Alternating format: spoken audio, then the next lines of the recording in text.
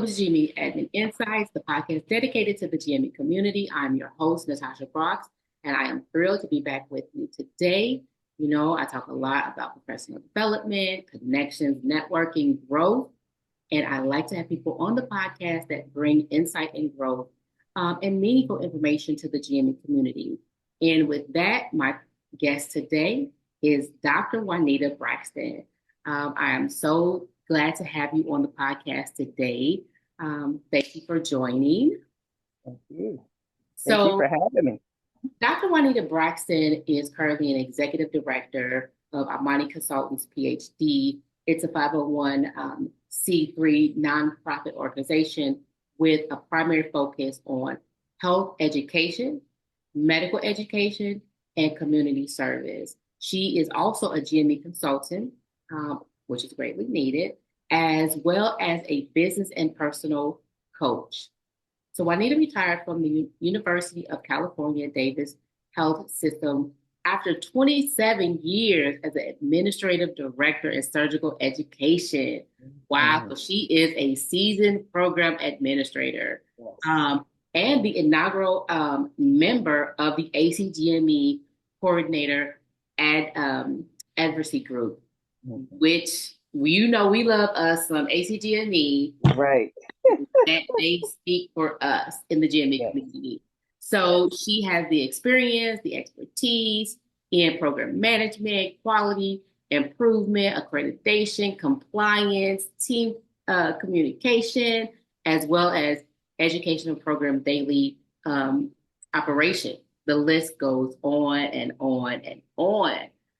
She has contributed significantly to the GME community over the years and through her scholarly activity, committee roles, as well as being a site after conference speaker for motivation and engagement in the GME profession. I love that. So her presence include ACGME, Omni, coordinator, surgical education week, and various other specialties. Thank you so much for being here. I know I had reached out to you because you have a book. Yes.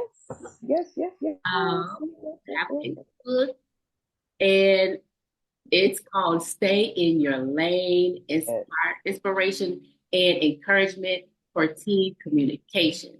Yes. Avoid the collision and stay in your lane. And I was like, you know what? This is what the GME community needs. Yes. You have so many great attributes for the GME community, for professional development, for growth, just around about, guidance. A mentor, a coach, like everything that the GME community, needs to grow, to keep moving forward, especially with everything that is developing now with CMS and programs are growing, and it's just, you have a lot of knowledge, right? And I was like, I need to have Dr. Juanita Braxton here so she can sprinkle us with some of her gems and her nuggets that she had.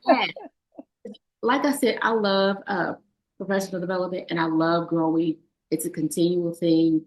I love, sharing and giving back to the community as well, because once we stop, we need others in our shoes, to continue to grow. So we're going to back up a minute, and then we're just going to, just talk about your journey. Tell us about your journey, because you have a journey. Absolutely. Well, Natasha, thank you so much for having me on your podcast. It is indeed an honor. I've seen some of the other folks that you have had, and so I consider myself in good company for sure. So a little bit about my journey. I started in GME. I was a program coordinator in 1994.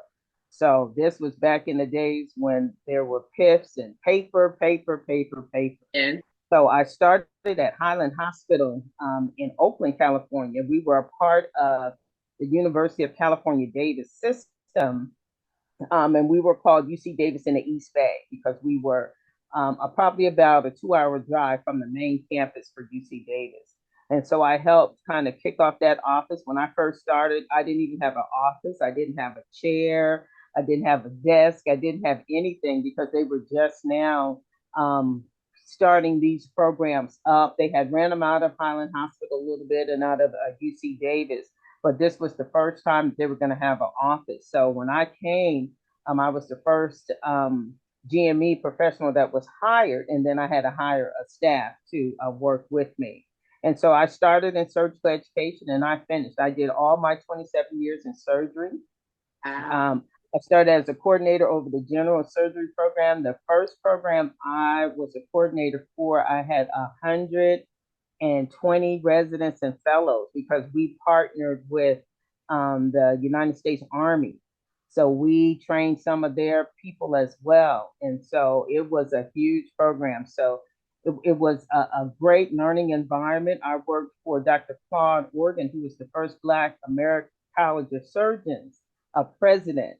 And he was a true pillar in the surgery community. He started the Society of Black Academic Surgeons that is known worldwide. Wow. So it was a wonderful journey to start. I stayed there for 11 years.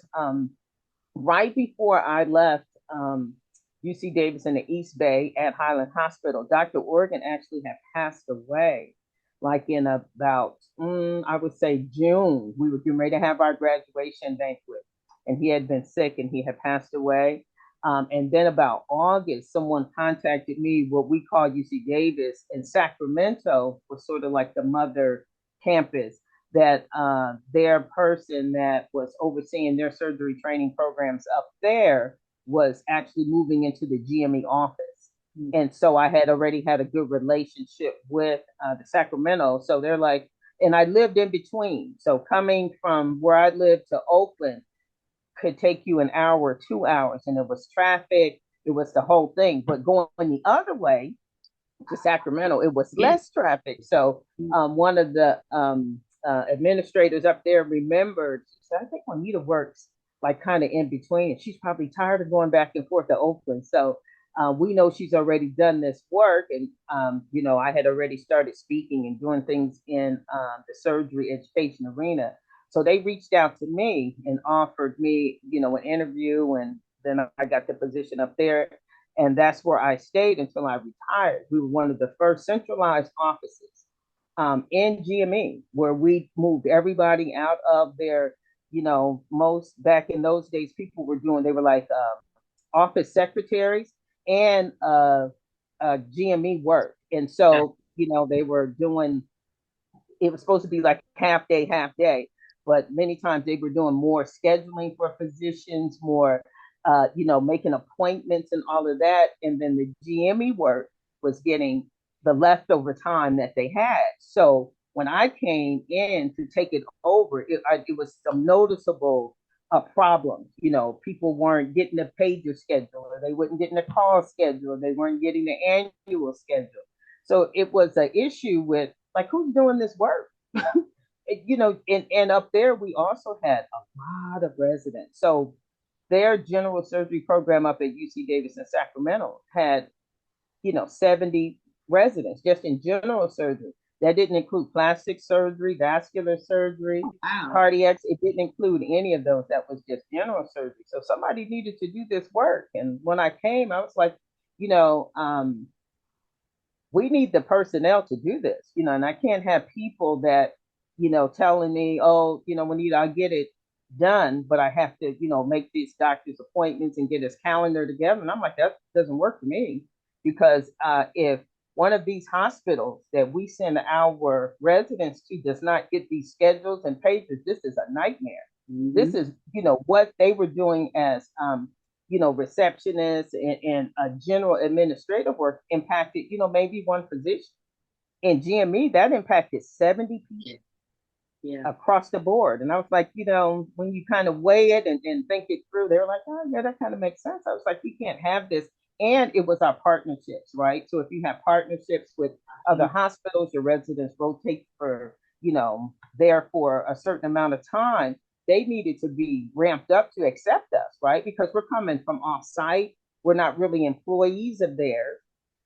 So Right. there's, as you know, mounds of paperwork to get them credentialed over there and, get their meal card started and, make sure that they got a parking space and, all of those things before they start training. You have to have all of that. So I was like, okay. And I think they were used to the person that whose job I took was used to doing all of that work herself. And she shared some, she had a staff of two other people, but she mainly handled that. Mm. And I was like, this is teamwork. Everybody need to do this. I'm not Right. understanding why I'm the one pulling my hair out and y'all just looking at me. So, that was my foray into that up at the UC Davis Medical Center. And I had two employees, Jennifer and Lois, who had been there before I came. So I knew that they were seasoned people that knew what was going on. Mm-hmm. But because of the way GME is structured, sometimes, people look to the manager or the supervisor to do everything. And then, they were like making copies. I was like, oh, no, that's not how this is going to go. Let's meet so we can divide this work up. I'm Right. happy to, until we get a rhythm going and everybody knows what they're doing. We all did everything. I did help with, call schedules and annual schedules and, all of those things. So it was a true training ground that I'm proud to say that I went through. And then to have the support of your chair, your GME office, all of these other components that you need. That's what made for a good journey for me for 27 years and to Well, stay. it's crazy too because like I love when the manager and the director can roll their sleeves up and Yeah, go in there and work.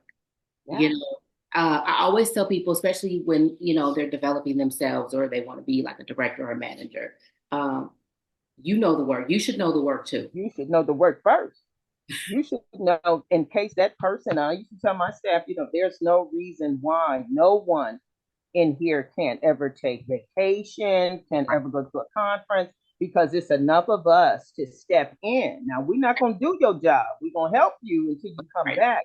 But if I had to do your job, know that I could do it. And I think Exactly. that's the difference these days is that if you hire professionals to come in to be over GME staff, Hmm. it is a must in my book that they have relevant GME experience, not comparable, not that I did Yeah. something like this at the University of, Yeah. I need you, ma'am, sir, as manager, supervisor, director in GME over any of these programs to Yes. have Yes. legitimate experience. Yes. Like you were a program coordinator once, you know how the labor intensive it is, what they're Yes. doing on their desk. These are not foreign terms to you. You know Yes. what the ACGME means, you know what the RRC does, all of these things. Right. Right. And some. It You know, makes a difference. it, It it makes really does. And especially, it's like then not only can you do the work if somebody ups and quit or they're on vacation, right, God forbid something happens, you're right. also actually, you can recognize something is Yes, not being done. Wait a yes, minute, something is missing absolutely, here. Like, what's going on? absolutely, You can recognize that. So if you're right, brand new, you don't know, right? right, So right, you could miss a lot of right. things. But when you are And ingrained, that happens a mhm, lot more than people realize. I think that's why they gave us such grace to have a centralized office where all of our education for medical students, residents, fellows, visiting faculty was done out of one office because mhm, they were missing stuff. They had people that were supervising that didn't know, like, oh, do you know that there's a deadline for, the NRMP? Do you know there's a deadline for any board exams or any in-service training exams? Do you know that, they have to have this in before a certain time mhm. or, we're going to be penalized or we're going to be locked out? And the answer was many times no.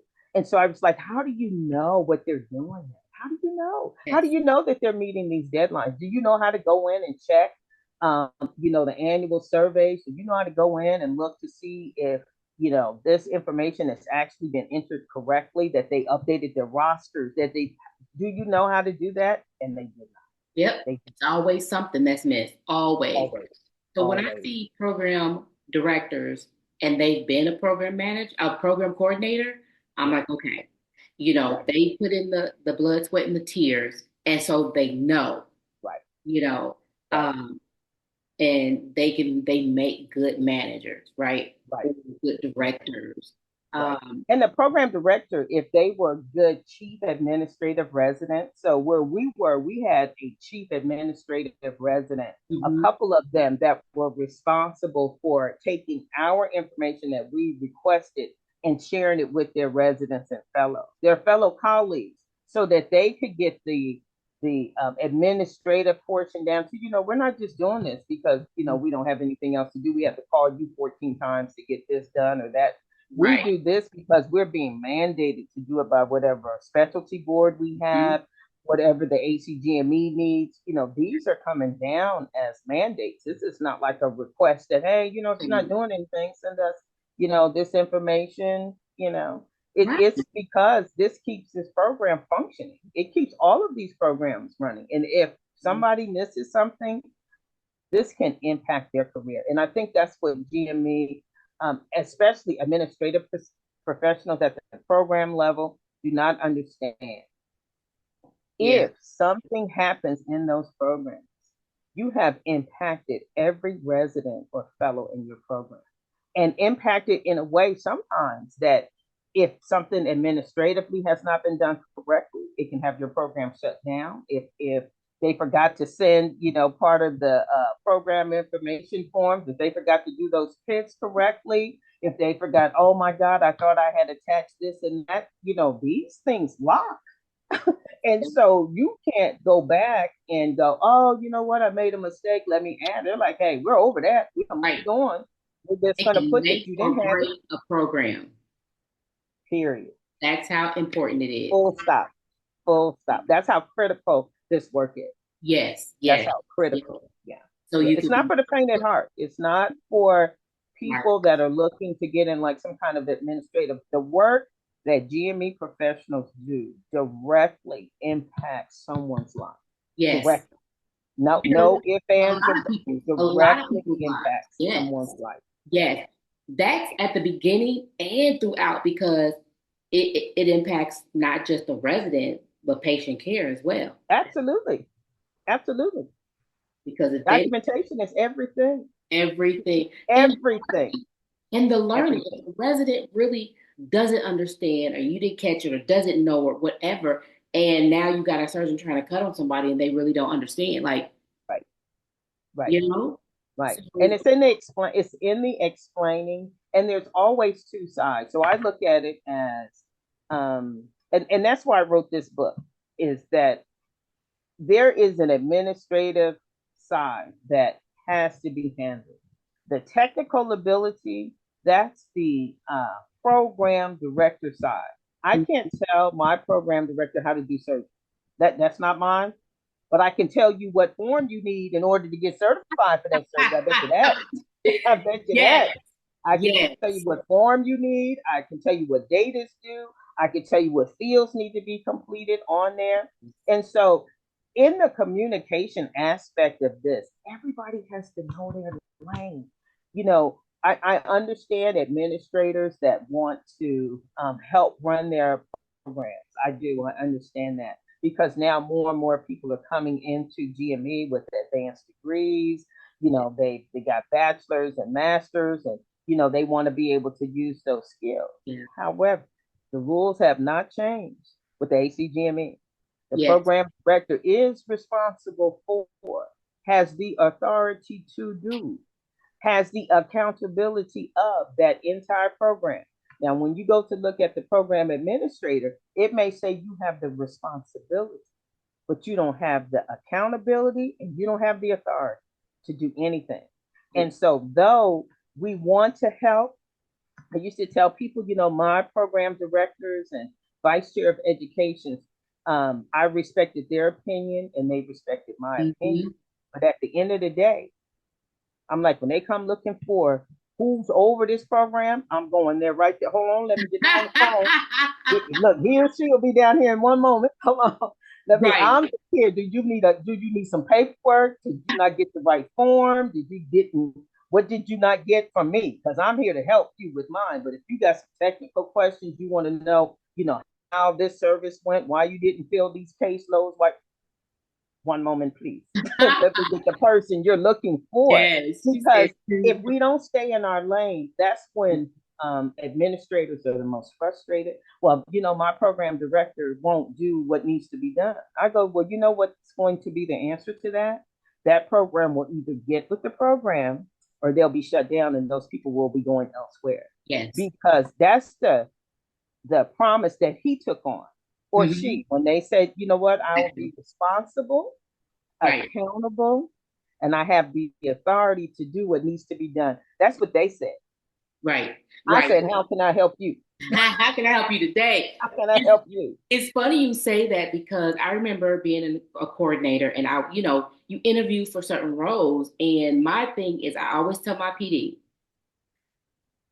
first of all, we have to have good communication. We have to Yes, have you a do. good relationship. Absolutely. You got to be able to talk and bounce things. I was like, you Absolutely. make me look good and I make you look good. Every First, day, all day. Yes, ma'am. that's first. Yes. And then the Yes. second is you're the medical person. So you handle Yes. all the medical, I handle the office, right? Anything GME, ACGME, anything, whatever specialty, That part. anything that finances, professionalism for the residents, but I got you. all of that other stuff, that's I got you. you. That's So you. we are a team and we work You. together. Right. But Right. when it comes down, I'll get in trouble for all the paperwork, GME, AC, Absolutely. and then you'll get in Absolutely. trouble for and that's how Absolutely. I always mesh it, Right. and we can move Absolutely. forward. Right. But if I got a PD that I know a lot of them, even with doing ads or Right. Right. Mm-hmm. application, they don't want to do it. They'll sign Right. their name, but they don't want to actually do it. No, Right. no, you have to do this part. I You can't. have to do this. I cannot. And it stemmed from us. So we were the precursors to all of this. So, I tell people be careful what you ask for because back in the day, Natasha, we were able to sign for our program directors. We were able to fill out documents for them. We were able to do all of that. We had their login information. We had that. We would do it all because Yeah. that's what we were used to. Like, okay, you can come to work if you want to, but I got this, right? I know Yep. how to do this. But what happened was that in the event that you and your program director don't mesh, right? And uh, when things happen, people seek the quickest way to end it, right? So you think that I'm doing all of this for the program and for my program director, but he or she has to have my back. And the one time that bus runs over you, where they go, "Oh, you know what, Juanita, I don't think I said it that way." I go, "I know you're not finna do that part." After we've been together all this time, now because someone said something to you, you're gonna try to act like it was me that put it in incorrectly, or I took it out of context, and so I reported something different. Right. That's when we knew we had to change the game. Yes. That's when we knew we had to limit administrator Yes. responsibility and participation because what was happening was that Mhm. the administrator was under the illusion that they were speaking for their program director and for their team, when in fact, if that program director decided that this ain't going so well, like the chair is looking and ACGME, I'm getting in trouble, they're going to point the finger and go, oh, well, maybe my administrator put it in wrong. I go, I ain't been wrong since I can't tell you when. So I know if I put something down, you said it. But Exactly. because I Exactly. filled it in, they could say, you know what, Juanita just filled that in. And I thought it only takes one time for this bus to run me over. Now I want listen, if you don't do it, it won't get done. I bet you that part. I'm gonna Right. send 18 emails. I'm gonna have a Yes. read receipt on all of them. I'm gonna send you a text. I'm gonna call you. I'm gonna have the transcript. I'm gonna have all the written documentation to show the Right. ACGME, the RRC, the local GME office. Listen, I tried to get my program director. I sent this form to him 22 times, Mm-hmm. and he or she did not complete it. Right. Now, you need to have a discussion with them. because I did my part. I sent it Right. 40 times. All And the time, all so the time. when I mention communication, it's exactly as you mentioned. The program director and the program administrator, and this is what this book is really geared towards the GME community, and people that have it and read it will see that I have whole sections in here just dedicated to GME professionals, because I think that we need to have we need to be straight on who's doing what. Yes. We need to be clear in our Yes. communication, not only with our program director, but with our GME personnel, with our fellow colleagues, with our residents and fellows. Listen, this is what I do. Mm-hmm. This is what he or she does. Right. GME office is responsible for this. The local office is responsible for this. The Right. program director, the DIO, all of these people have roles. Let's Right. make sure we know who's doing what, because I should not be acting like the DIO. The Yes. DIO shouldn't be acting like they're a program administrator or program coordinator. The Right. program director should not be acting like they're the DIO. The chair should not be acting like they're the program director. So there's very clear lanes that we must be in, but it requires a conversation. And when I go to conferences and I hear program administrators frustrated and overworked and they have all of these things, I'm like, what are you doing? Why are you so worked up about it? Because I tell my program director, listen, when you pack up and go, I'll meet you when you get back because I'm going with you. If I got to work, you got to work. That And is if you know what, I'm going to take a little break. You know what, I'm going to take a little break too. Because I should not be operating yes. outside of him. Or if he says, okay, Juanita, I have an associate PD that's going to take care of all of this stuff. If you will make sure this part is done over here administratively, then we can work together. Right. But that requires a conversation, Conversation. Right. not some anticipation. Well, he won't fill it out, so I'm gonna go ahead. I bet you I won't. I bet you. Mm-hmm. Bet you he'll wait on that, and I'm gonna call him, and I'm gonna go. You know Yes. what? Yeah. They're looking for you. They want you to fill out this form. What do you want me to tell them? Because I'm not going to fill it out because I know my place and I know that, of all the things that I know, and I know that I have a good relationship with my PD. I know we are truly a team. What I will not do is take your job because first they're paying you pretty good to do that job. That's the first thing. They're paying you pretty good to do this Okay. too, to do this too. And this is really not, you know, I don't like having responsibility without the authority and the accountability for Yeah. it. Because I can say, you know what, let's plan the most elaborate graduation that we can afford it. We're going to have a whole color scheme. We're going to do this because that's my responsibility. But Mm-hmm. anybody else, your program director can come in and say, you know what, Juanita, I know you did a lot of work on that, but we really wanted green. And I'm like, I know they plan. I done spent 2 months, getting all the plates and the color scheme together, but I didn't have the authority to do anything. So I wait. My responsibility is to Mm-hmm. help these programs be successful administratively. Yeah. That's my responsibility. Yeah. If something goes wrong, I have no authority. I did exactly what he or she said to do Right. because they have the authority and Right. they're going to be the ones being held accountable for this. And so, who wants a job that all you do is have all the resources, get this done, get this done, get this done? And once I come to you and say, you know what, Natasha, I try to get that done, Mm-hmm. but they need a signature from this person, and I couldn't find you, and you don't come back until October 15th, and they need it in October 1st. What do you want me to do? And if you're a good manager, supervisor, administrator, you will have backup to the backup, right? You'll go, okay, if Natasha can't do it, her backup is Cindy. So I'm gonna go to Cindy and say, Cindy, Yep. Natasha already approved this. Here's the email. Here's the documentation. She's not going to be here. She said she could do it, but I don't have the authority to do this. Can you help? Right. And that's where, when you don't do that, that's where the blurred lines come in, Yes, right? And absolutely. the frustration, The because if you frustration. get back to that point of what you said, you can make all these decisions for graduation, but then if the big dogs come in and be like, Yes, so we're ma'am. gonna go with white, yellow, and blue. You're like, well, I did all of this, but did anybody tell you to move forward? So that's where the conversation comes in too. That's where the conversation Okay, comes in. look, Right. this is what we need to do. This is Right. what I want to do.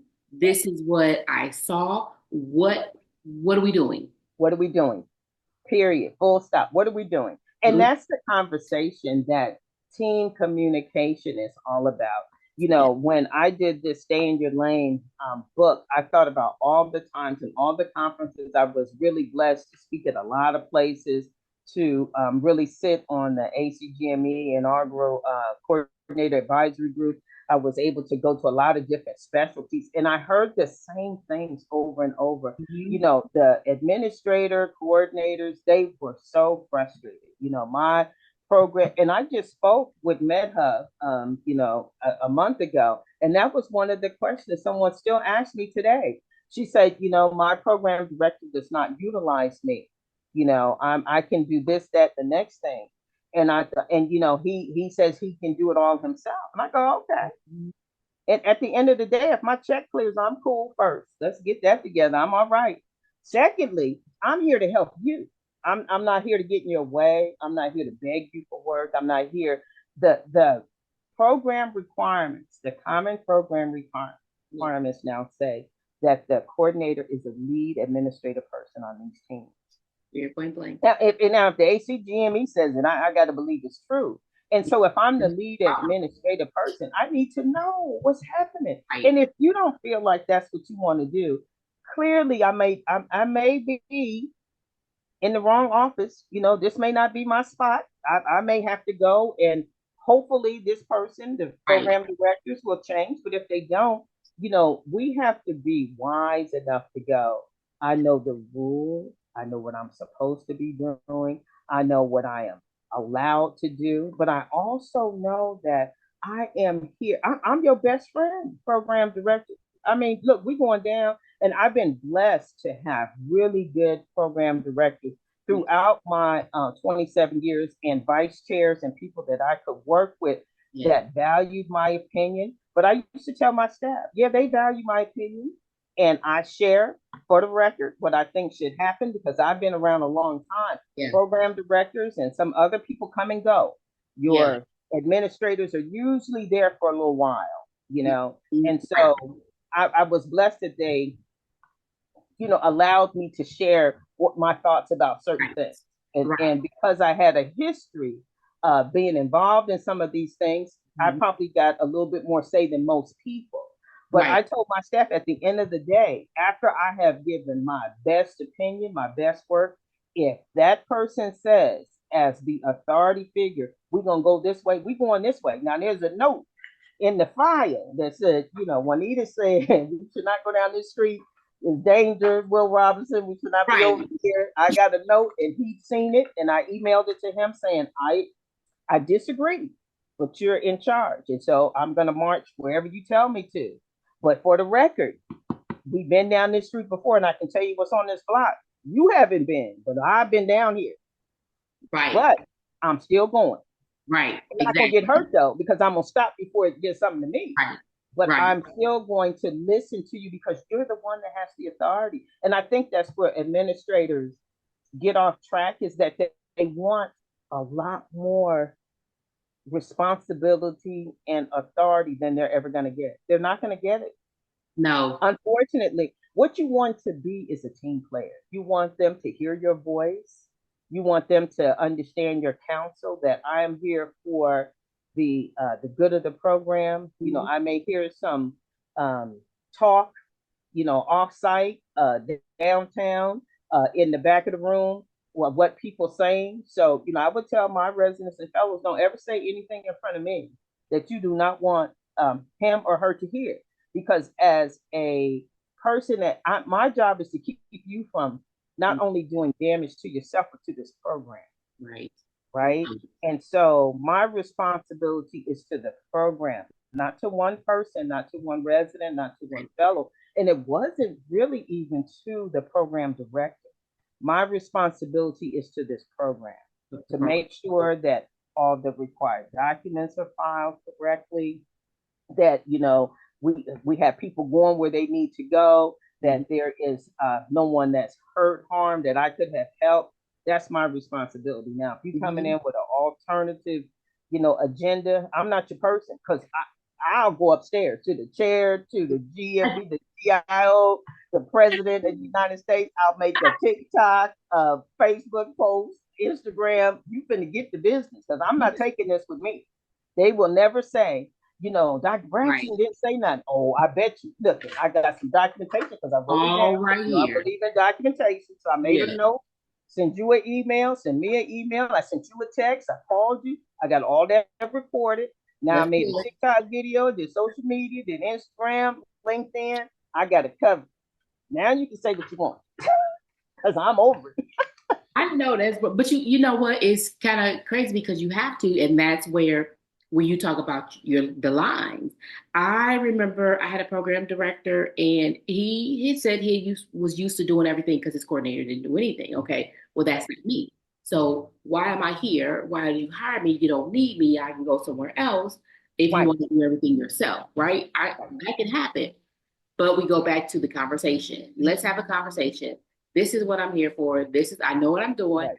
Let me do this because if you want to do it all, I'm just going to leave because, I Right. mean, why am I here? Right. The conversation, like, this is my lane, that's your lane. You wouldn't want me trying to teach the residents about, No. putting No. thing in the No. airway or, suction it or, ultrasound it. Like, that's not what Right. I'm You doing. wouldn't want me doing this. You wouldn't want me speaking to patients. You wouldn't want me to, come on Right. the floor and try to help you explain. You wouldn't want that. Yeah, In the exactly. same vein, I don't want you coming here telling me about a form you heard about, because I know my job. And I think that that's where the communication lines get crossed, is that if everybody just does what they're hired to do, Right. we know that program directors, DIOs, associate program directors, residents, fellows, and other administrative staff have specific jobs. Everybody has a specific job. Mhm. And if we just do our job, the difference in GME is that administrators know that there are deadlines coming, right? And so as the deadlines start approaching, and if their PD or APD has not, filled out the paperwork, now everybody's panicking, right? Because, oh my God, what are we going to Right. do? And I'm like, well, I'm getting my person. I'm going home, because I tell you what I'm going to do. Mm-hmm. I am going to remind that PD, that APD, DIO, GME, you, me, whoever, of what's due. Because that's my job, is to remind us to make sure we get this paperwork completed. And then that's all I have. Right. And if your job is to fill it out, when time comes, guess who's going to get it? You. Because I have to learn to and it's hard for GME administrators to let things fail. It is so Now that hard, is true. because we will sell our souls. We will work night and day. We'll stay and count beans one at a time if it means saving our program. Yeah. But for me, I need everybody to have that attitude. If I'm gonna stay counting beans, I need my PD as soon as you finish doing surgery, talking to Mrs. Jones, your patient. I need you to make your way to this office so we can get to counting beans. Residents, if you ain't got nothing going on, you can go home, and we at a crunch. I need you to come over here and help count some beans. Other fellow administrators, Right. if your program is tight, you good. I need you to come over here and help us count these beans, because what they say, many hands make Hands light make the work. low light. But we have to be able to accept that. Right. And at the program level, I think people take it so personal. They Right. they think that it's a personal um, attack on them if something is not turned in on time, if something is not completed fully, that they take that as a personal affront. But I remind them that when we came into these positions, there was clear lines of delineation. I had what I was supposed to do. The program director, APDs, or whoever the medical personnel had what they needed to do. Now, Right. my job is to keep reminding you to complete this, but Right. that's all I have. And if you don't complete it, I am not going to jeopardize not only my good name, but my job by falsifying documents, by getting on here and, let me fill this out for you. Let me cut and paste last year's information in because he don't have time to do it. I'm gonna leave it as blank as it can be, and I'm Right. gonna put a note on it. Of course, I'm keeping my documentation log, and I'm gonna say, you know what, Doctor So and So, Mr. So and So, Mrs. So and So, Miss So and So, just so and so. I have sent this to you 20 times, and it is due on October the 15th. And I have all day because the full 8 hours I got now. Now you're not gonna hold me hostage here after 5, talking about I can't meet with you until And 6 o'clock. Well, that no, because I leave after 5. And so I'm gonna put it on your desk. Once you fill it out, just put it back on my desk, put it under my door, put it in my inbox, and I will make sure it will be mm-hmm. input Mm-hmm. as soon as possible. But Right. what we do is we hang around, right? We go, Yeah. well, Natasha doesn't get out of surgery until 6. And so if I can catch her when she comes out, she'll fill this form out. I'm like, if Natasha don't never fill this form out, that's going to be between her and these authority figures. Because my job, again, is not. We And, have to learn to stay in our lane. And I think it's all about communication. You'll find more satisfied, more fulfilled, uh, team members if we just learn to talk and understand each other. It might not be, Natasha's strong suit is to fill this form out, but I can go, hey, listen, you can read it over the phone, you can record it, and then I'll type it in. I just need it from your mouth to this piece of paper. yep. However that works, you can, Yep. Yep. record it at home. You can say, you know what, I'm finna go in for a case, but I'll do it right now and scribble something Right. out, and then I'll get it in the form, and then you can review it. And then if that's what you want, we'll go ahead and submit it. But it's all about talking and communicating with each other. And I think that's why these conferences, your podcast, full GME are so needed because we need Yeah. to talk and That, communicate better about what's going on in our programs, about how we feel about, things. And sometimes it's not about what we feel. It's the work. that It's we're not here to change everything, and that's what the coordinator advisory group. I think the one thing that really stood out to me there is that you just do not realize how many different opinions and different definitions people have for everything. And it was just 12 of us, and I bet you we talked 4 or 5 hours just on titles because people wanted to be called program administrators. Nobody wanted to be called coordinators. They wanted to be called administrative professionals. They wanted to be called all of these and things. how long ago was And that? huh? How long ago was that? Yeah, they wanted all people wanted the ACGME to have a definitive title for every position almost, right? Or something more general. Thing. So they didn't want the coordinator title because of course you do more. So in lieu of coordinator, I call everybody administrators because you do all of that work. Right. But Right. at every level, it could be, HRs at certain companies. If Right. you're Right. AA1, you're really supposed to do this work. If you're a manager, you got to have all of this. If you're at a community hospital, we don't Right. really have administrators. We have this. If you're, doing money, finance, budgeting, you should be called something else. Yeah. And so the ACGME stance is that many times titles are tied to money, and we don't ever dictate money to That's any program that you have to call your people this, that, or the next because we don't, manage your funds.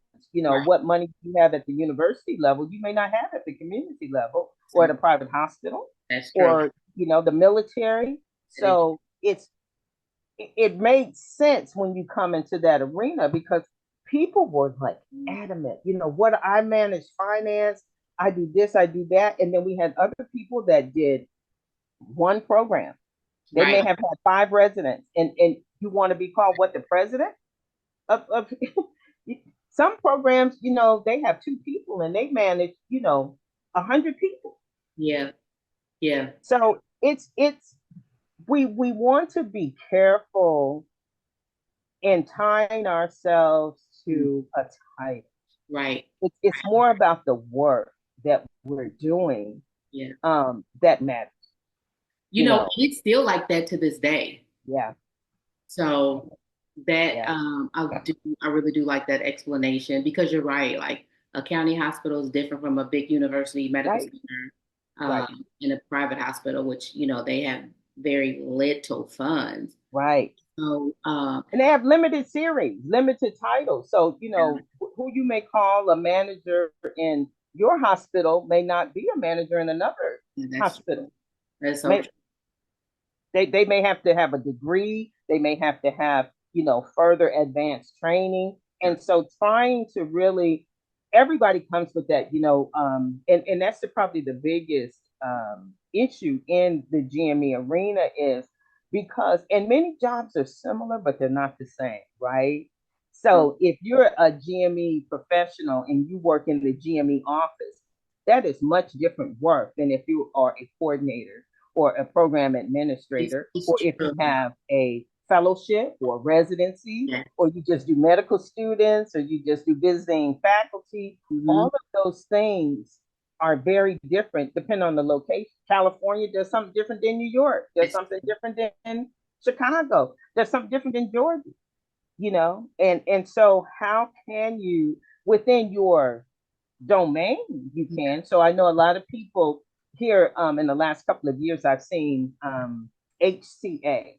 I had never heard of those terms before I retired. I had never I knew one person that went to work for someone there, but it was still really new. And now they're everywhere. And It's so if so you're with HCA, maybe within that whole conglomerate, you have levels right. because they are paid by the same source, Right. right? So they can say, you start out as maybe a medical student administrator, then you move to the residency, then you move to the fellowships, then you manage more than one residency, more than one fellowship, Right. then manage a region and then a state, and you Right. can do those things. But Right. if you're at the community hospital in, some rural town, you you may manage everything, and it's just you. You may do internal medicine, you may do surgery, you may Right. do because you only have one of each. Right. Right. And that's it. Yeah. Do you think So that's why when you talk about stay in your lane, do you think that's what inspired you to write the book? yeah, I Mhm. think so. I think what it was for me was I was always getting these questions, and for me, it was a clear.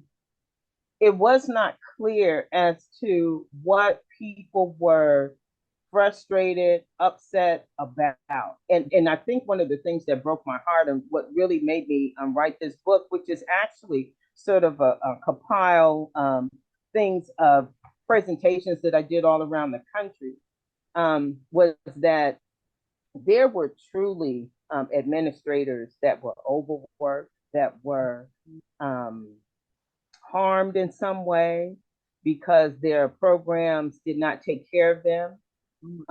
It was administrators were taking on responsibilities that they were not trained for. Like I remember being at some conference and someone was telling me some program that they had like a resident or a fellow that committed suicide. Mhm. And they were actually the first people to know was the program administrator, of course, because we have the addresses, phone numbers, everything for everyone. But we're not trained to handle those kinds of things. And I'm like, I understand that you knew, Dr. Jones from when he was an intern to when he was a chief resident, but you're not really, you shouldn't be making a phone call to the family. You should not be, Right. trying to insert yourself in those, even if they ask you to, you Mhm. should not, because that's not what you were here for. And I think we get pulled into a lot of things because of emotion and the way we feel. Right. I used to always say, my residents and fellows in my program is a job. I'm not there to get close to anyone. I Mhm. don't love one resident over another.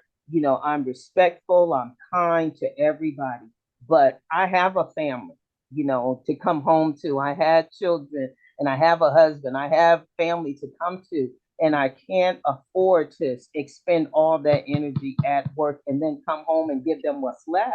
Right. But I think that the frustration is that we sometimes cross the line, right? We want to do so much.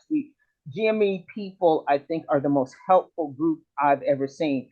And we are tenacious to a bone. Like if there's a problem, if we got to stay there till next week, we're going to figure that out. We're going to Exactly. help you. Exactly. Whatever you need a conference schedule. If I have to work 24/7, I'm going to do it. But if you do that, you have to be willing to do that. Yes. It should not be expected that you know what, Natasha, I'm gonna need you here till 6 o'clock when they know you get off at 5.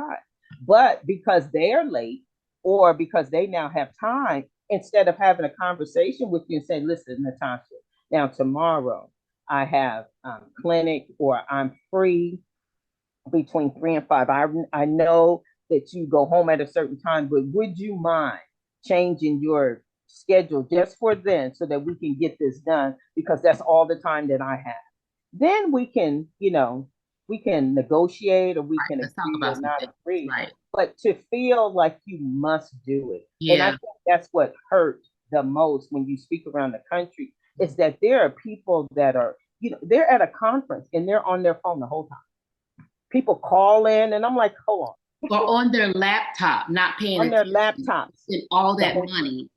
Yes. I'm like, what do you do that you are so vital that they can't do without you for 2 or 3 days?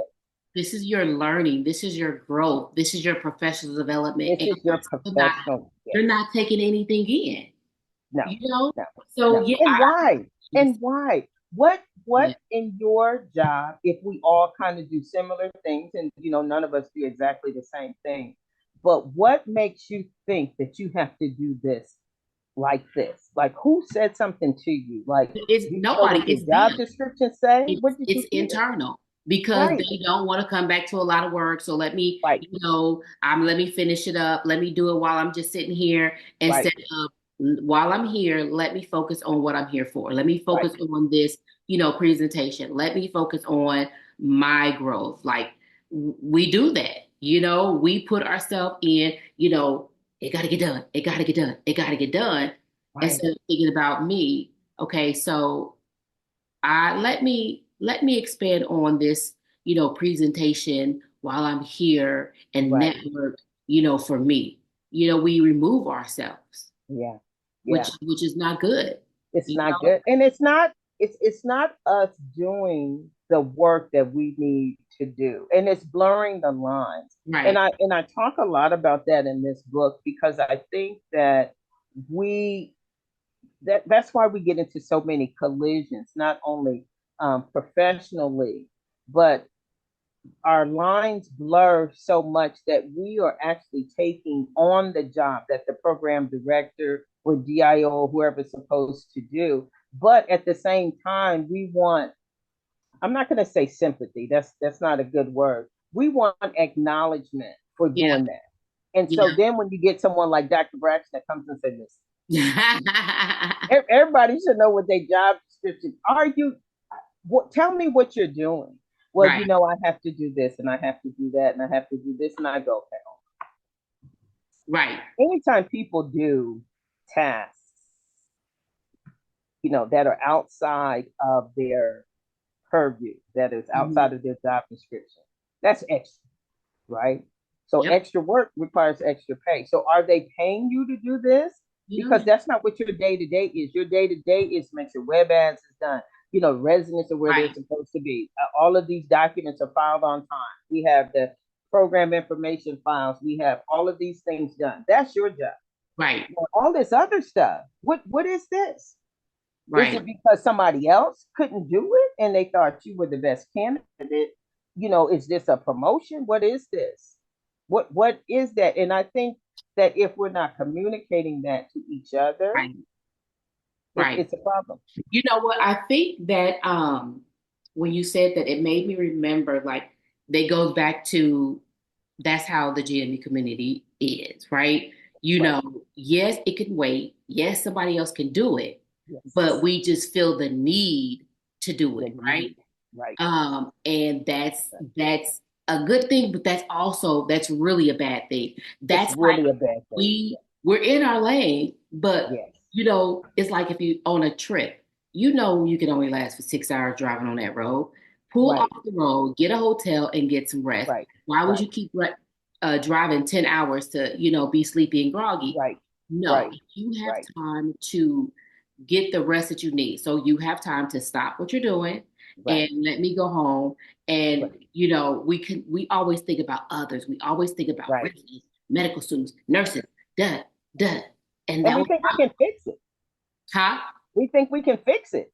Right. We think because we are those people, GME professionals are truly the fixers of any Yes. profession because we Yes. are hit with so many different things from the hospital, from different outside sources that we Mhm. are really well trained to Yes. handle these situations. However, sometimes we have to be able to say, no is not a bad word.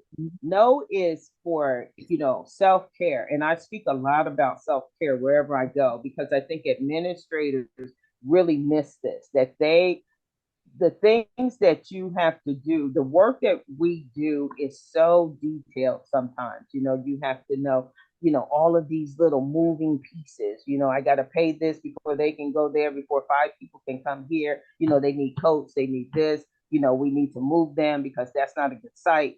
It's a lot of moving pieces, and we're really good at it. And because we're really good at it, it's easy for people to slip stuff in there, going, oh, well, Natasha, since you already, working with, Mercy General Hospital, they need the same thing over at the VA. Can you just send that over there too? And the next thing you know, you're doing Mercy, the VA, the hospital down the street, Right. you're doing a private clinic, you're doing this Yes. because we're open to Yep. doing, and we think we can handle it. We think that we can handle it. Yes. And many times that's not staying in our lane. When Right. we I think was gonna that, say that. I have Mhm. one job to do. I work for, radiology, I work for internal medicine. Yet somebody's trying to slip something else. Well, since you're doing radiology and you already over there, we want you to pick up these Always. oncology packages. Always. Always.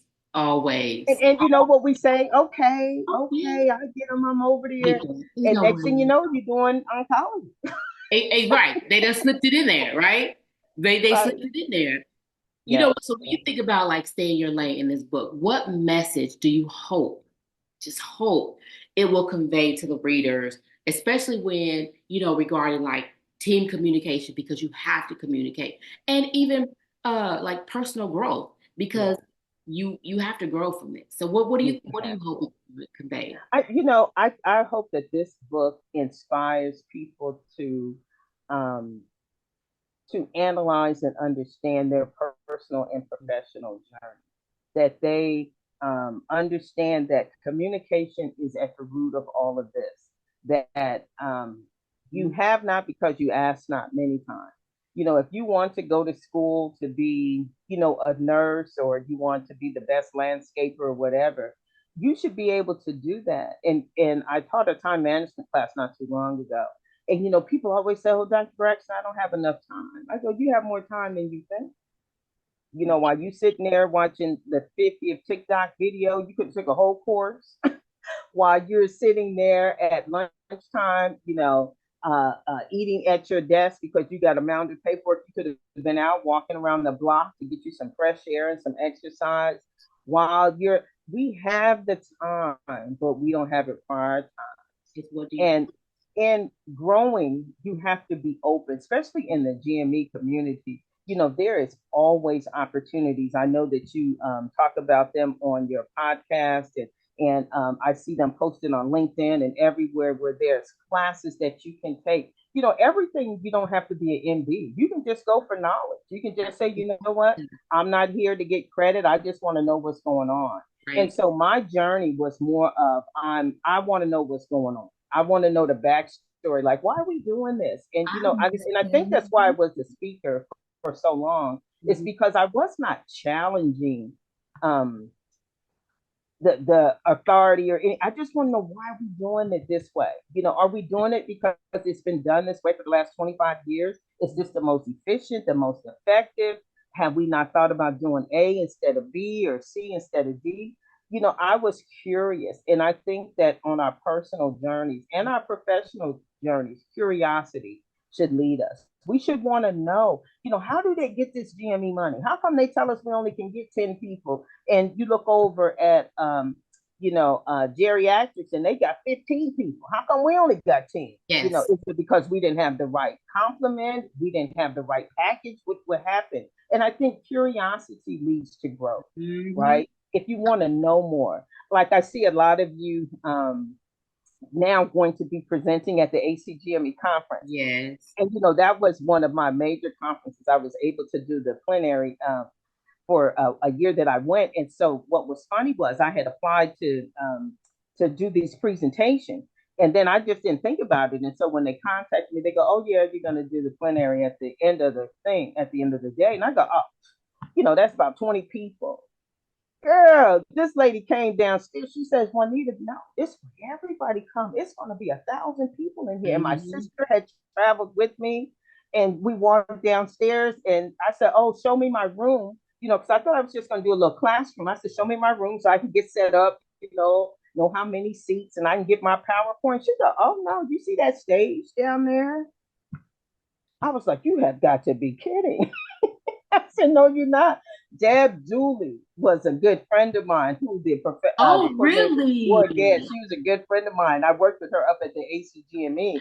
And she's like, "Oh, no, you'll come down here. And I'm going to be up there and you're going to be up there." And I thought, this can't be right. I was coming for 25 people. And you telling me it's 1,000? She said, "Oh, yeah, you're going to close this out. We're going to go, you're going to do the last 15 minutes of the day." And so, and I think that these conferences help us to recognize that there's more ways to do our job. Yeah.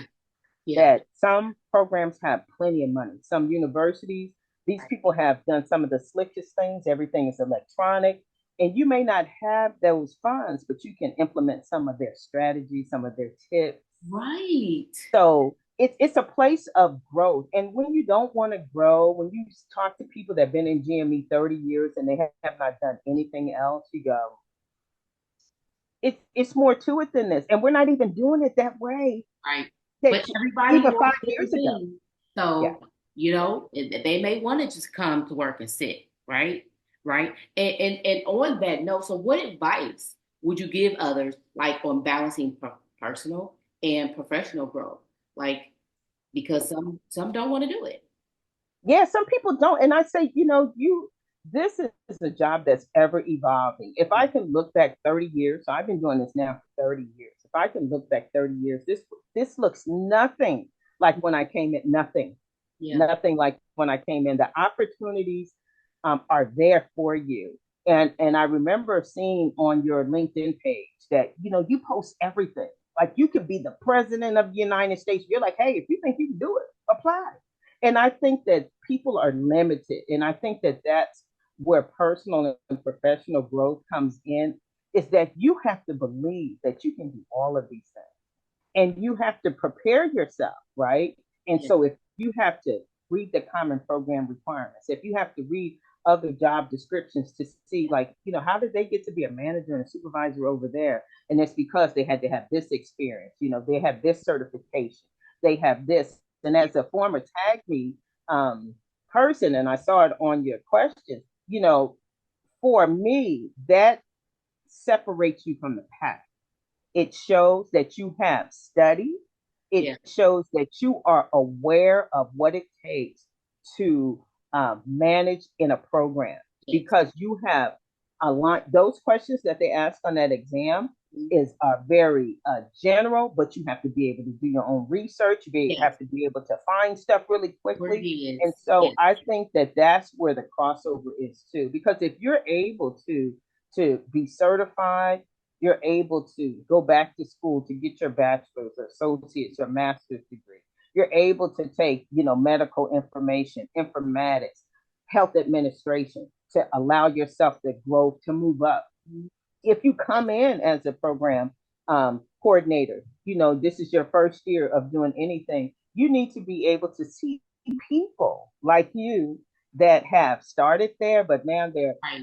DIOs, and now they're, working in all of these different capacities. When I think about some of it, I think about the full GME that we're on as board members. That on there, Jared does something that I had never even heard of. I was like, what? This is like part of GME. And he's like, yeah, we take the data, we do this, and Deb does something Yeah. different. And Yeah. I'm like, years ago, we were in none of this. Yeah. None of this was at our fingertips. And Yeah. now we even have people that we can contact and say, hey, how'd you get that job? How'd you do that? Yeah. How'd you do that? Yeah. Yep. Yep. We be back in the day, it would be unheard of, Natasha, for someone to say, you know what, I'm a GME professional and I'm moving from Arizona to take a job in Georgia. You like somebody paid you to come to Georgia? You better get out of here. What they do? My grandmother And when also. you tell they moved me, they, Yeah. made sure I had this, I had that. You're like, what? Yep. Because But my people think they're locked in. They think right. they're Back in the two things, back in the day, when I started GME years ago, I don't want to date myself. But it was I'm gonna like find out. we always thought it was like a dead end job, like a secretary Yeah, job. It was a dead end job. yeah, This is what we're gonna do. And my grandmother always said, yep, go where your degree takes you. yep. So you don't have to be stuck You don't. in where you at. You don't have to go where your degree takes you. She said, When you because just because, I was born and raised in Indianapolis, just because you're in Indianapolis, if they may not have what you need here, right, right, but they got it here. And as I grew and as I moved, then St. Louis, then it was Dallas. And I was like, right. oh, then it was Arizona. Unheard of. Like Unheard of. it was like when you go to different places, different states, different entities, institutions, you learn more, you grow more, you Learn. Yeah. more, so you know more, right? And Yes. it goes in line with that. What you said about the curiosity, Yes. like I was always in a medical institution, a Right. academic institution. Then I Right. went to a community, Right. hospital. Then I went to a private. So, and they're the same but different, Very different. all Right. different. Different atmosphere, different attitude.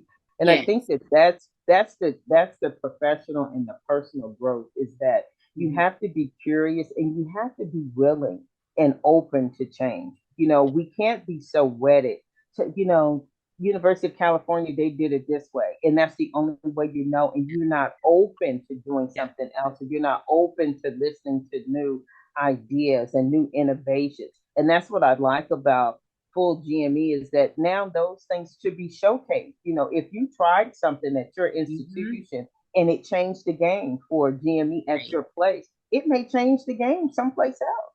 And Exactly. we have to be open, not only personally, but professionally, like you said, to try new things. Go where your degree takes you, go where your heart takes you in Yes. this field, because GME has some basic tenets that you need to know with, the ACGME, the RRC, you need to know some kind of finance background. But many things you can learn when you Hmm. get there, right? You just have to have that attitude Right. that I'm open, I come humble. I don't know, how you do things here in Mhm. Georgia, but I can tell you I bring some expertise from Right. Arizona that may help you Right. here in Georgia. And you may be doing some things that are going to help me that I didn't even realize.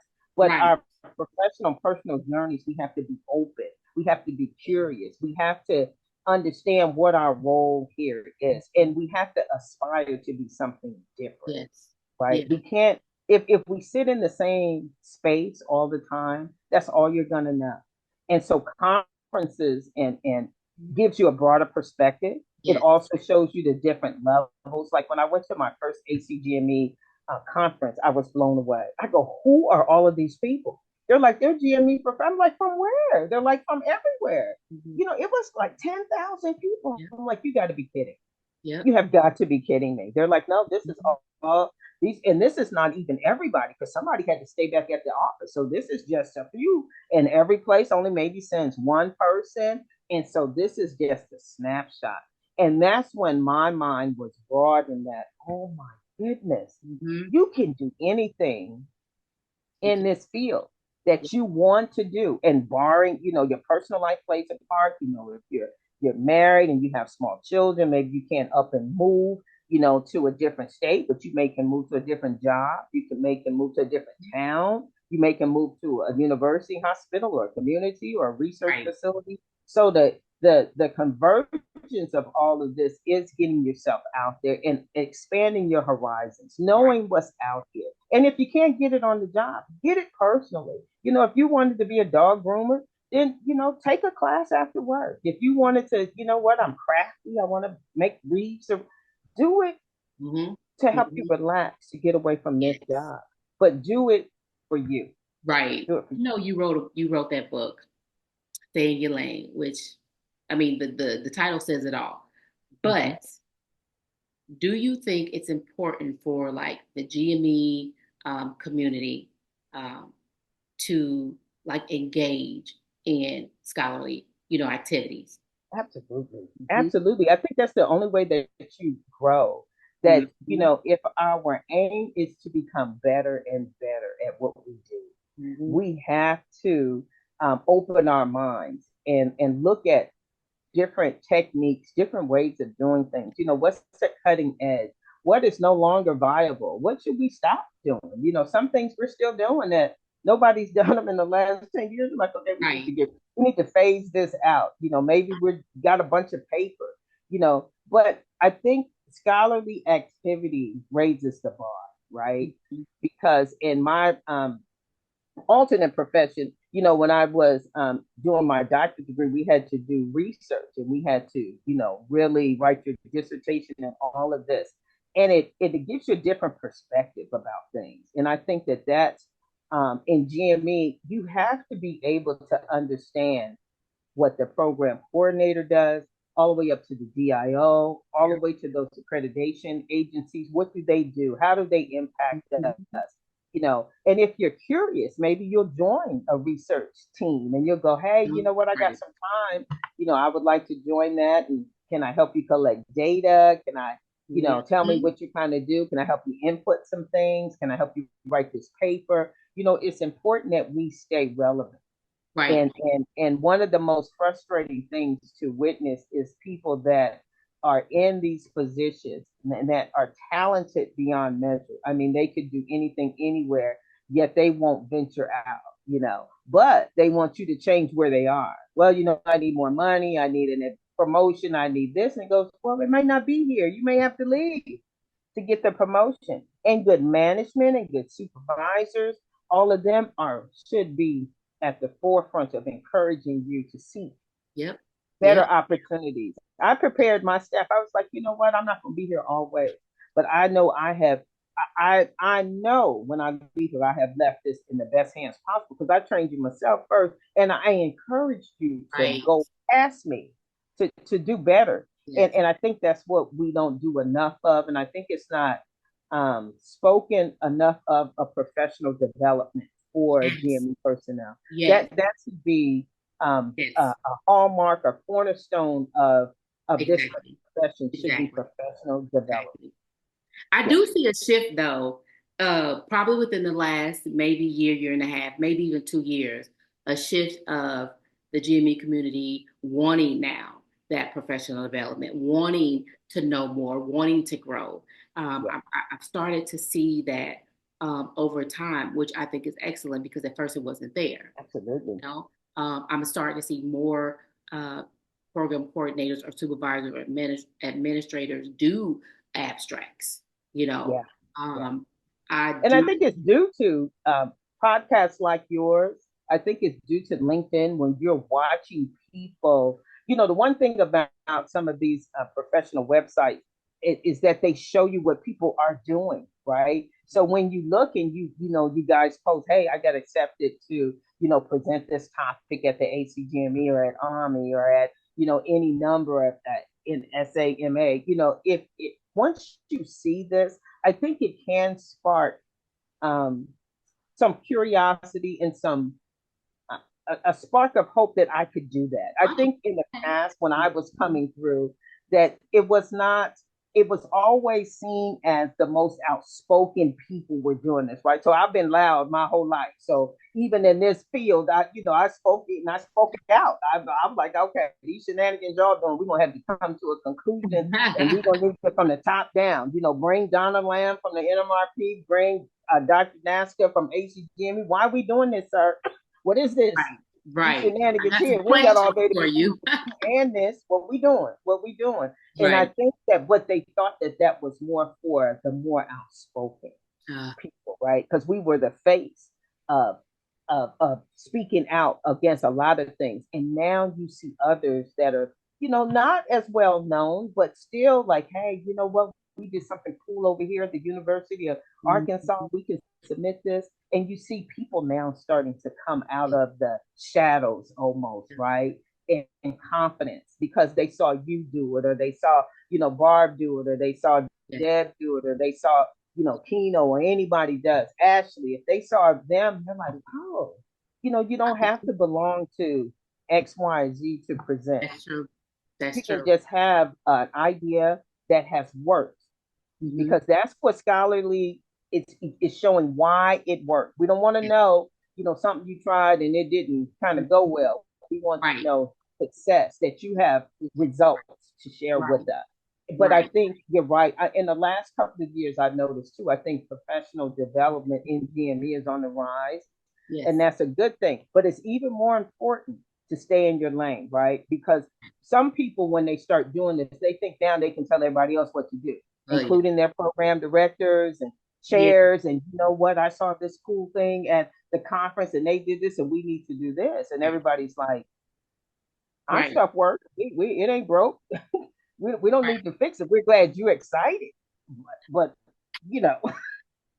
We're Right. not doing that. We're Right. not doing that. And so Right. I think that it's important that we, tamper that, that we temper that, that we encourage professional growth and development, but within our realm. That Right. we don't, think now we got to change the world. Because the more information you have, the more ideas you foster going, you know what, we could change this, we can change that. Hmm. And I'm like, yeah, you could if you had money, or if you had time, or if you had location, if you had space, and you don't want to rain on anybody's parade, because they're Right. coming back so enthused about this. But you're like, Right. we have Well, like $12. We can't, you'll know, we can't what you do can and cannot do. Stay in your lane, like there it doesn't hurt to have a conversation. it. It does not hurt to have a conversation. And that's communication is the key. Mhm. You got to keep open lines of communication. And you have to be able to take constructive criticism. That's you true. know you have to be able to share, and if you're sharing with someone that maybe can see it in a different light, you have to be able to temper with love, almost, that you Right. you don't want to crush anybody's spirit, but you want to be real about what's going on. You don't Right. want people, oh, you know what, you can go from being a program coordinator to DIO overnight. No, you can't do that part, but you can work your way, and there's some interim stuff. You can become a hospital, institutional. You could be, it's a lot of ladder steps up. It But, is. we want to be real with people too, that, it sounds good, but, in reality, it's a lot more factors that are involved. Right. And I've seen like in the GME community, and I want to say because programs are expanding or starting, but expanding, so Yeah, they do need different roles with more of the residents that they're getting. So, right. like you said, the data analysis within GME. So now you have to break that down. That deals with finance. Are the coordinators putting in information right on the front end so you can get all of your money Right, on the back end. So right. there's different roles opening up for the GME community everywhere. You have And to be willing. You yeah, have to you be have to. willing. Yeah, Yeah, you have to. But if you know what you know, like let's say right, you're good with numbers, you're good with math. Maybe right, that's your lane to, go into the data analysis, right, right, the CFO. Or if you're good with, because a lot of people are good being a manager. I'm just saying, right, so maybe right. If you're a you good people person, yeah, being a director because you're good.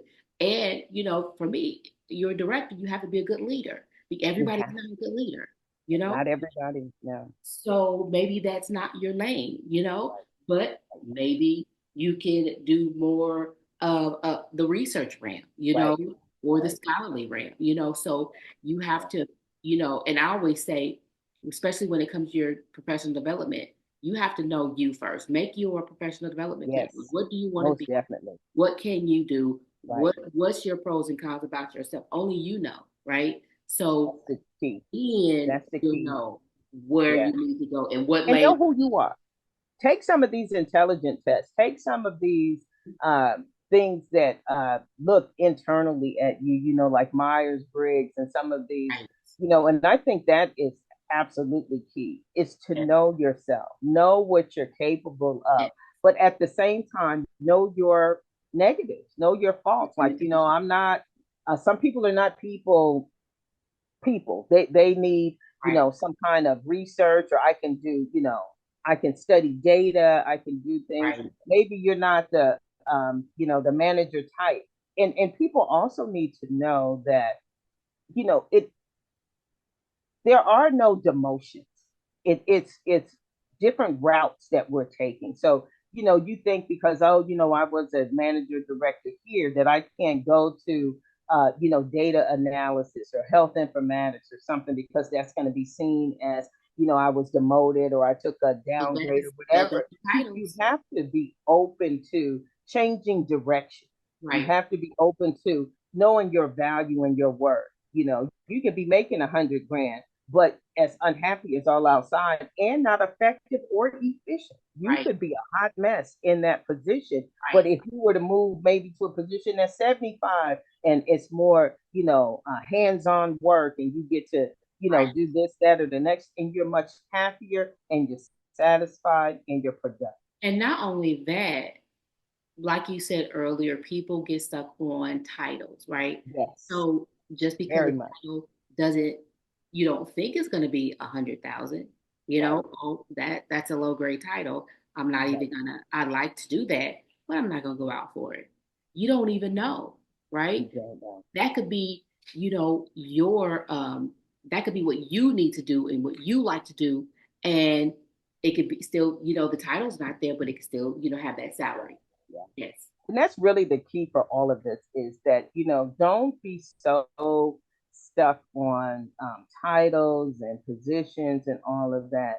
Whatever position you take, make sure that it is something that's helping you to grow, not only personally but Yes. professionally. Make sure that it's something that Yes. you're in tune with, and that the responsibility. The collisions that happen when we don't stay in our lane is that you see something over there, and now you're trying to help them over there when you haven't done what you're supposed to do over here, and now you're running into them, and they're like, we Right. appreciate your help, but we got this, you And stay then over your here stuff where is you gonna start floating. They're sinking. right. You lose your focus. Yeah, And you do. so now you're trying to help this. Well, you stop the task that you're working on because, the PD needs this or the DIO needs this. That's not your spot.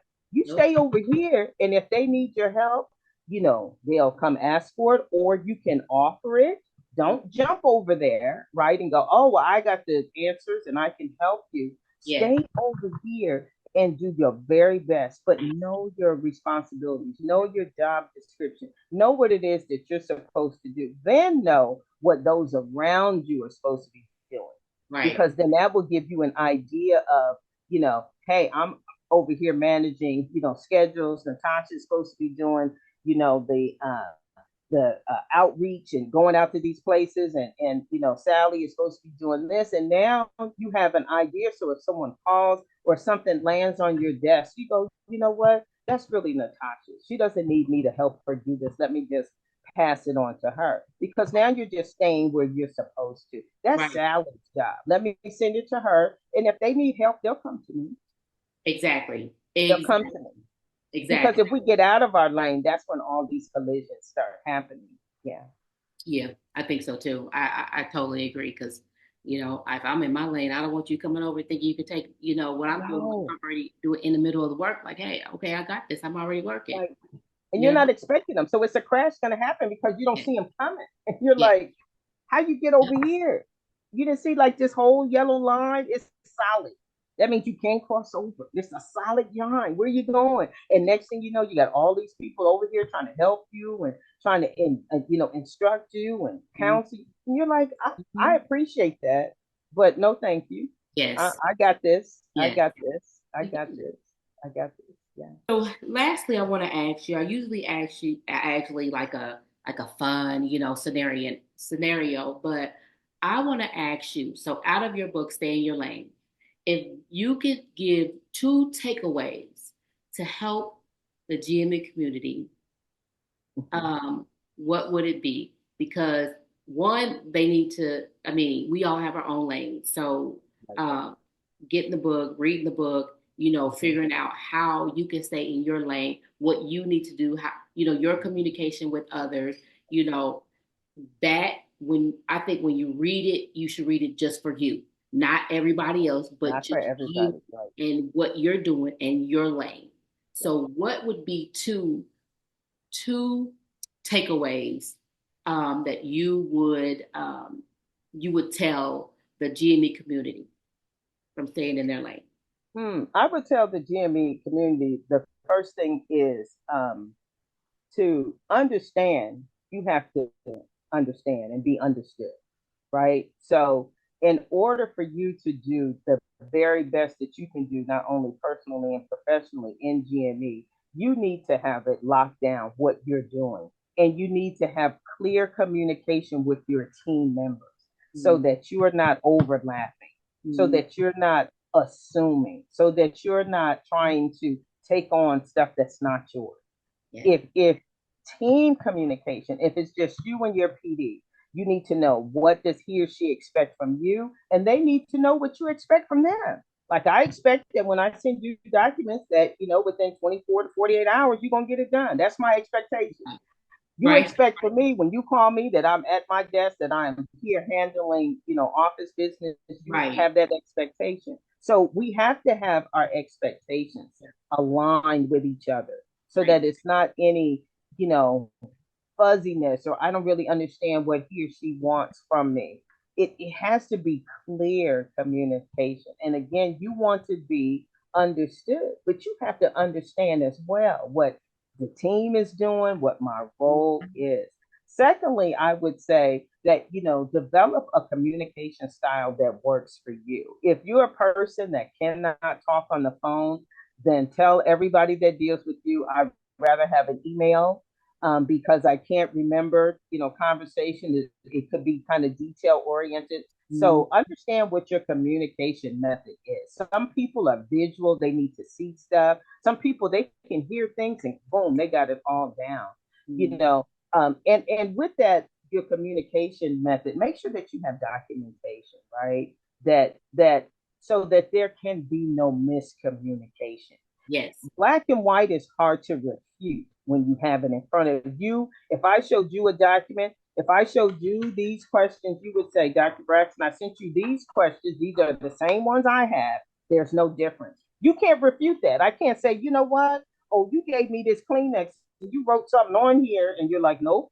I can tell you what day I sent it and what time I sent it. Yep. Communication method, communication strategy, and understanding what your role is Yep. the takeaway from this book. Yep. Understand what role you play anywhere you are, professionally and personally. What role do you play in your home? Are you the bill payer, or are you the Right. mail collector? Are you the grocery shopper?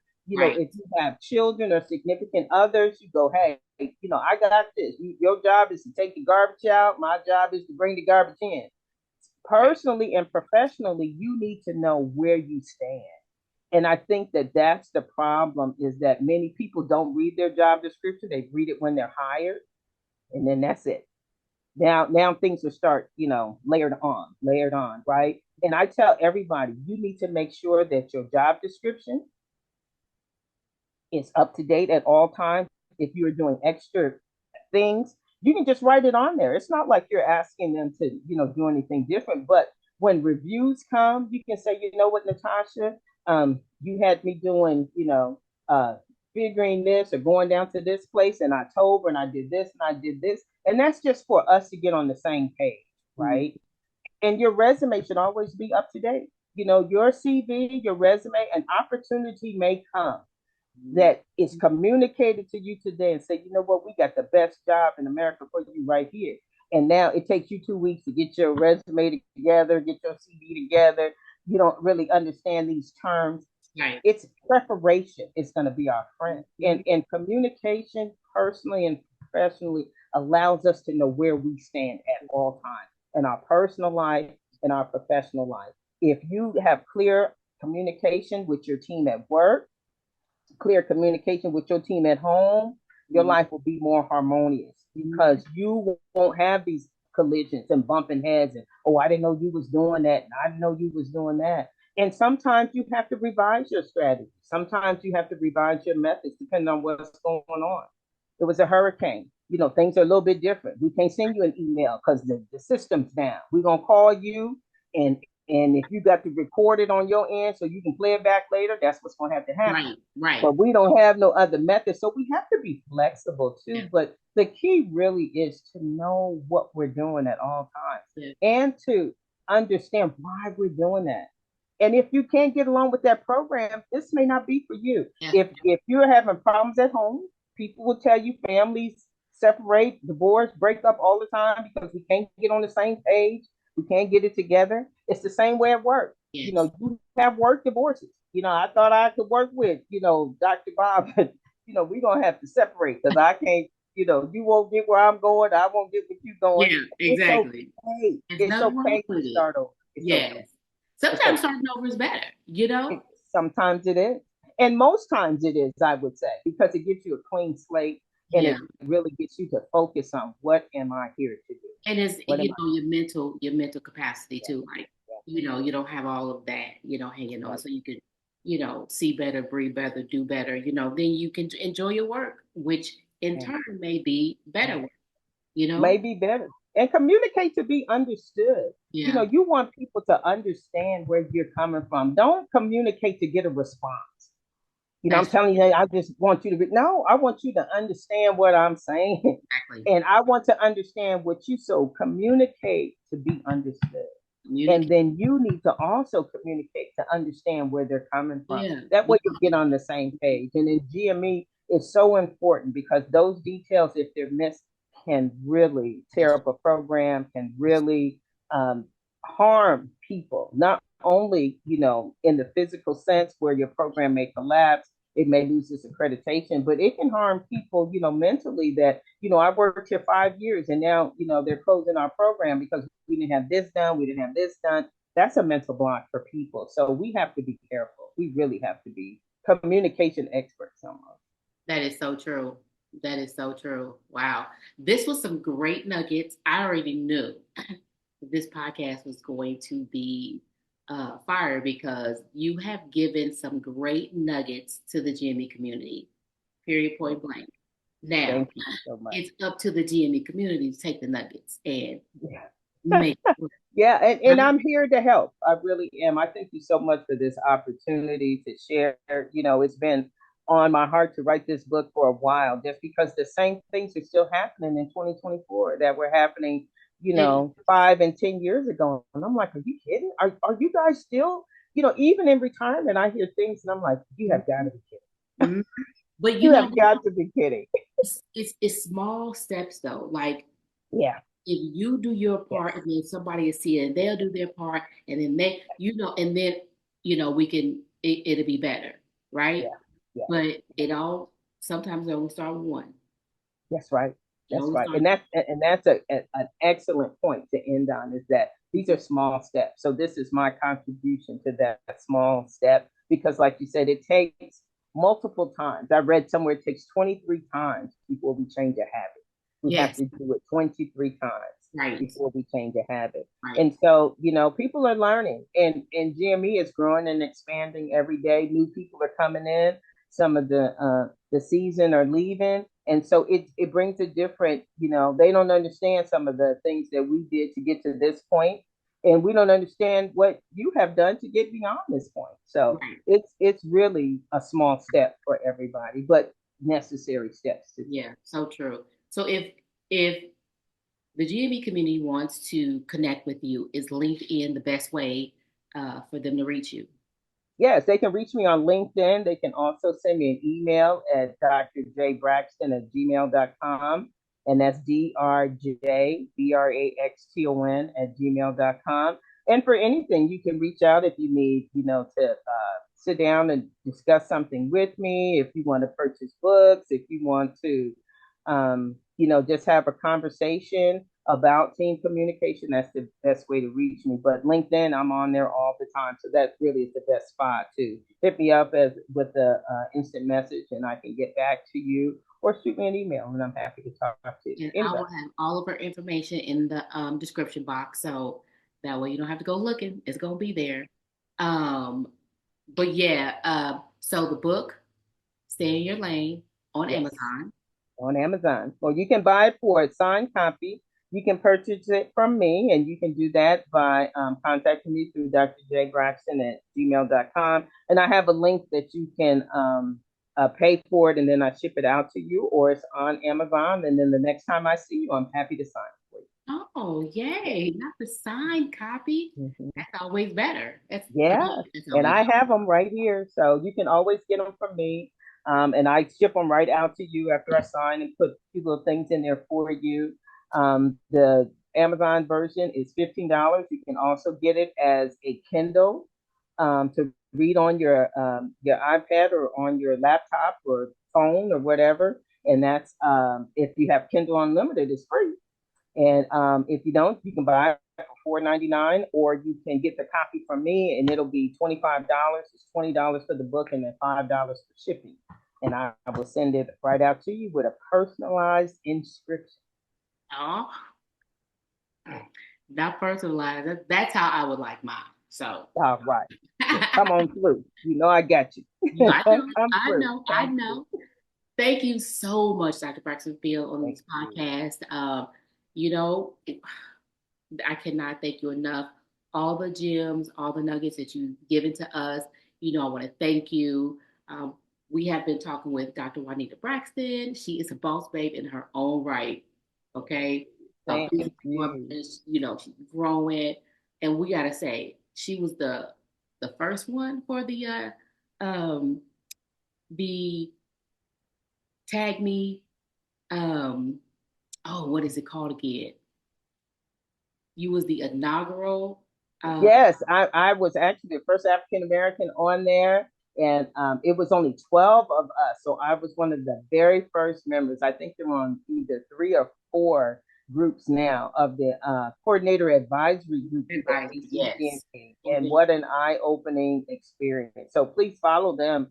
To get information, follow all of your societies and all of your GME groups that will help you do better at your job. Mhm. That's what they're there for, Yeah, and that's what they take pride I say that all the time. in. So, Join, join, join. Join everything. Join everything that you can to get that experience, because that's the one thing that I think that a lot of people don't do is join these professional GME associations that offer trainings and feature these outstanding speakers and show you a different way to do your job. yes, yes, That's growth. that is that is growth, That's growth. professional and personal growth. Yeah, To step out your box. yeah, So reach definitely. out to her on LinkedIn. I'll have her email. I'll have the link to her book, Stay in Your Lane. Stay in your Um, lane. Stay in your lane. in your lane. Now, don't come over here. Stay in your lane. Okay. That's So, it. and with that, we conclude another enlightening episode. But remember, your dedication keeps the gears of GME turning, and your growth matters. So until next time, community, we are out. Right. Thank you, guys. Thank Thank you. you. I think I found her. She's